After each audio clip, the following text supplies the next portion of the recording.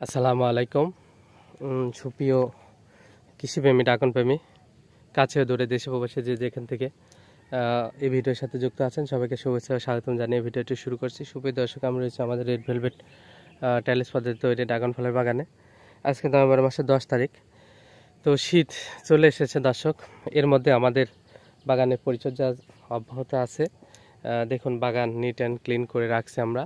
উপরের নতুন ডগাগুলো নিচ্ছি, পাশাপাশি আমাদের এই সর্বশেষ ধরনের ফল এই যে দেখতে পাচ্ছেন পরিপক্ক হতে যেগুলো এখনও সময় লাগবে, সেই ফলগুলো আমরা পলি পরিয়ে দিয়েছি। কারণ হচ্ছে প্রচুর পরিমাণে এই সময়টাতে ফল যাই থাকে পাখি প্রচুর পরিমাণে অ্যাটাক করে। তার মানে বলা চলে যে ফল আসলে রাখাই মুশকিল, মানে প্রত্যেকটা ফলকেই তারা খেয়ে একদম নষ্ট করে ফেলে। এই জন্য আমাদের ফলে পরিয়ে দেওয়া হয়েছে।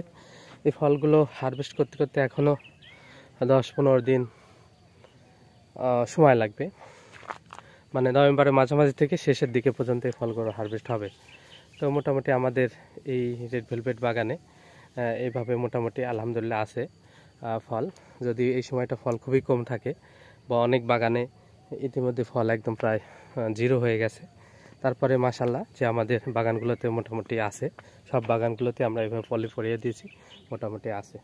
তো ধন্যবাদ সবাইকে, আল্লাহ হাফেজ।